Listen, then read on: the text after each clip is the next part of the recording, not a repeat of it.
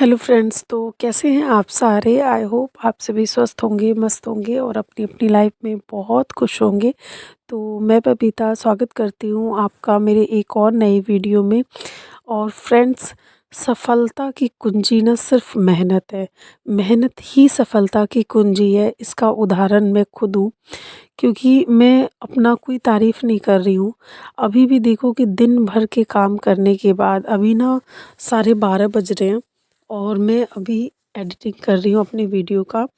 और उसके बाद मैं इसको एडिटिंग करके छोड़ दूँगी और सुबह मैं इसको अपलोड करूँगी। और सुबह मुझे फिर से जल्दी दुकान पे जाना है अपनी, क्योंकि अभी मैंने आपको जैसा कि बताया था कि अभी ना पार्लर का काम तो इतना नहीं चल रहा था 15-20 दिन से। कॉस्मेटिक का भी थोड़ा बहुत ही चल रहा है, पार्लर का भी मतलब थ्रेडिंग वेडिंग ही आ रहे हैं थोड़े बहुत कस्टमर। मतलब बहुत अच्छा नहीं चल रहा है, क्योंकि अभी ऐसा था ना 1 महीने से कि कोई भी शादी ब्याह भी नहीं था और अभी कोई सीज़न भी ऐसा नहीं है, तो इस वजह से नहीं चल रहा था उतना काम। तो लेकिन अभी ना सिलाई का काम मेरा इतना ज़्यादा है अभी। एक तो ठंड है और ठंड में ना और सिलने का मन नहीं होता है सिलाई का, फिर भी इतनी सिलाई आती है ना बहुत ज़्यादा। सिलाई का काम तो मेरा कभी भी ऐसा नहीं रहता कि ना रहे, हमेशा काम रहता है। इवन बल्कि ना मेरी तो जैसे तुरपाई वाली भी हैं, फॉल रखने के लिए भी मैंने रख रखा है एक, तो वो आंटी हैं और एक दीदी हैं। तो वो दोनों तुरपाई करती हैं, फॉल वगैरह भी रखती हैं। तो मैं बस सिलाई करती हूँ और बच्चे भी आते हैं सीखने के लिए। तो इतना ज़्यादा फिर भी काम रहता है ना, और बल्कि मैं तो क्या करती हूँ कभी कभी जैसे सिलने के लिए भी किसी को दे देती हूँ। बट बहुत काम रहता है, लेकिन दूसरों को सिलने के देने में ना एक रिक्स ये रहता है कि इधर की साइड ना, हम जिस कॉलोनी में मेरा जो बुटीक है ना, तो उधर बहुत ज़्यादा रेट नहीं है। तो फिर दूसरों को दो, फिर हम जैसे हम अपना फिर उसमें ज़्यादा मार्जिन रहता नहीं है बीच में, क्योंकि आप दूसरे को सिलाई करने दोगे तो फिर उसको भी पैसे देने होते हैं, तो उसमें फिर मार्जिन ज़्यादा बचता नहीं है। तो मैं क्या करती हूँ, कभी कभी तो देती हूँ सिलने के लिए, बट अधिकतर में ना मैं मना ही कर देती हूँ।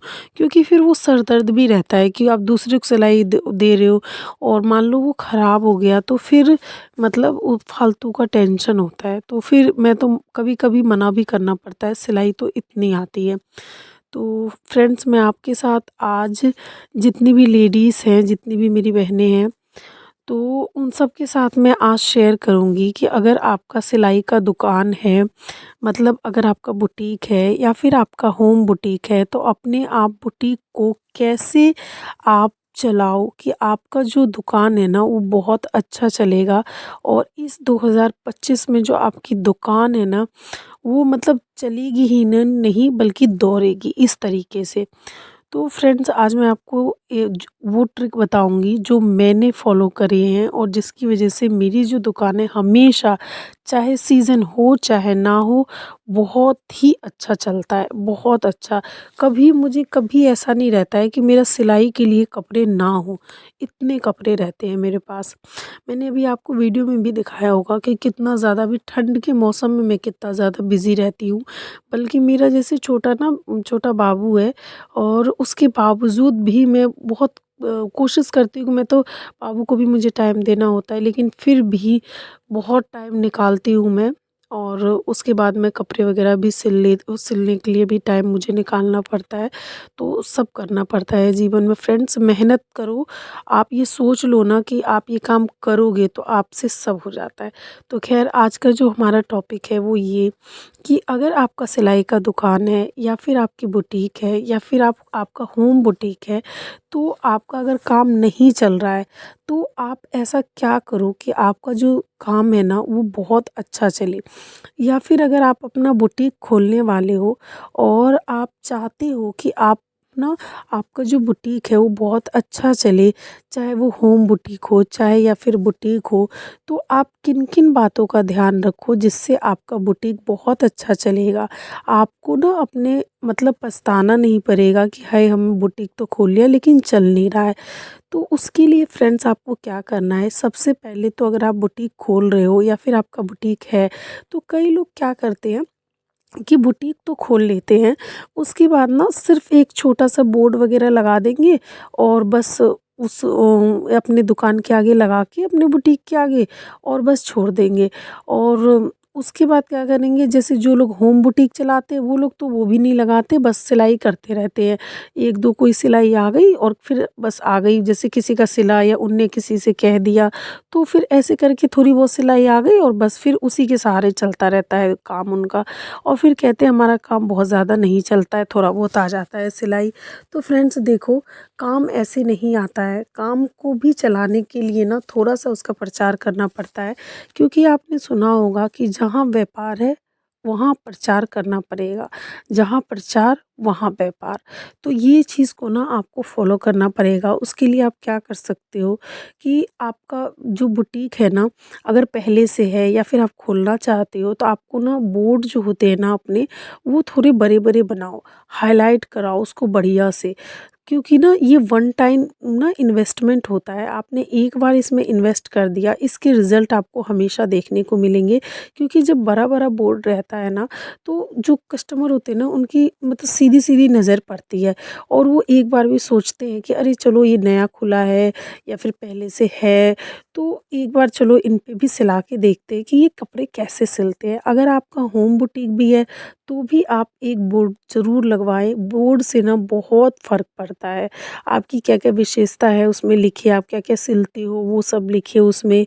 एक आप अपना कॉन्टैक्ट नंबर अगर शेयर करना चाहते हो, तो कॉन्टैक्ट नंबर लिखिए उसमें, ताकि अगर मान लो जैसे आपका बुटीक है और अगर मान लो बंद है या किसी रीज़न की वजह से, तो कस्टमर अगर आते हैं तो वो आपको कॉल कर सकें।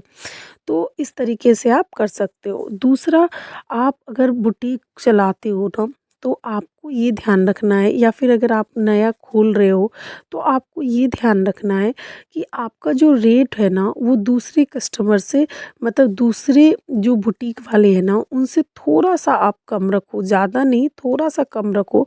उससे क्या होता है कि जब कस्टमर नई कोई दुकान खुलती है ना, तो सबसे पहले आके आपसे पूछेंगे कि आप कितने में सिलते हो, या फिर मान लो कि आपकी पहले से ही है, तो जैसे कोई आएगा तो सबसे पहले यही पूछेगा कि आप ये सूट कितने में सिलते हो या ब्लाउज कितने में सिलते हो।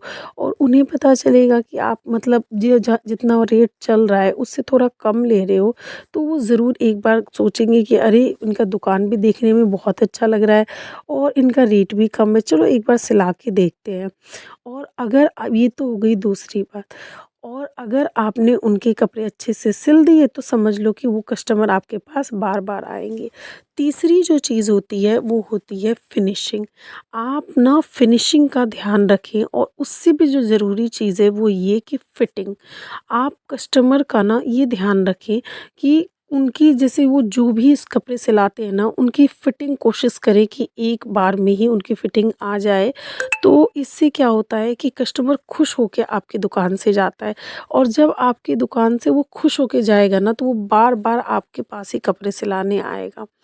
और चौथी चीज़ वो ये है कि आप जब कपड़े सिलते हो ना, तो कोशिश करो कि उनको कपड़े टाइम पे दो। कपड़ों के लिए ना बार-बार उनको चक्कर मत कटवाओ, क्योंकि कस्टमर जब बार-बार चक्कर काटते हैं ना, तो फिर वो दोबारा आने में ना हिचकिचाते हैं।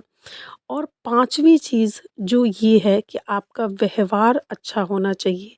कोई कस्टमर आपके पास आ रहा है, तो आप उनसे प्यार से बोलो, उनको डिज़ाइन वग़ैरह अच्छे से दिखाओ और समझाओ, और उनको उनके हिसाब का कपड़े सिल के दो। तो कस्टमर आपके कहीं नहीं जाएँगे, आपके पास ही आएँगे, और आपका जो काम है ना, वो बहुत ही अच्छा चलेगा। और फ्रेंड्स देखो, अगर आप इन सब को फ़ॉलो करोगे ना, तो आपका शॉप बहुत ही अच्छा चलेगा, बहुत ही बढ़िया चलेगा। और फ्रेंड्स, आई होप आपको ये सारी बातें ज़रूर अपने बुटीक में आप लागू करोगे, और आपका जो बुटीक है वो 2025 में ना सुपर चलेगा, दौड़ेगा, और आप इस 2025 में बस पैसा ही पैसा कमाओगे।